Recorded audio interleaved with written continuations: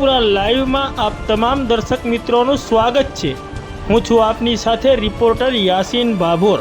આજના મહત્વના સમાચારની વાત કરીએ તો ફતેપુરા ગ્રામ પંચાયતમાં જન્મના પ્રમાણપત્રો માટે 200 રૂપિયા ચાર્જ લેવાતો હોવાના વિડીયો સોશિયલ મીડિયામાં થયા વાયરલ। જાગૃત નાગરિકે તમામ પુરાવા સાથે દાહોદ જિલ્લા વિકાસ અધિકારીને કરી રજૂઆત। તંત્રનું ભેદી મૌન।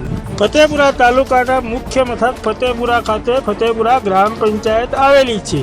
આ ગ્રામ પંચાયતમાં જન્મના પ્રમાણપત્રો મેળવવા માટે લોકો પાસેથી રૂપિયા 200 ઉઘરાવાતા હોવાના વિડીયો સોશિયલ મીડિયામાં વાયરલ થતા ફતેપુરા તાલુકામાં ખળભળાટ મચી જવા પામ્યો છે। આ સમગ્ર બાબતના તમામ પુરાવાઓ સાથે એક જાગૃત નાગરિકે દાહોદ જિલ્લા વિકાસ અધિકારીને રજૂઆત કરી છે। દાહોદ જિલ્લા વિકાસ અધિકારીએ સમગ્ર પ્રકરણની તપાસ કરીને યોગ્ય કાર્યવાહી કરવાની ખાતરી અરજદારને આપી છે।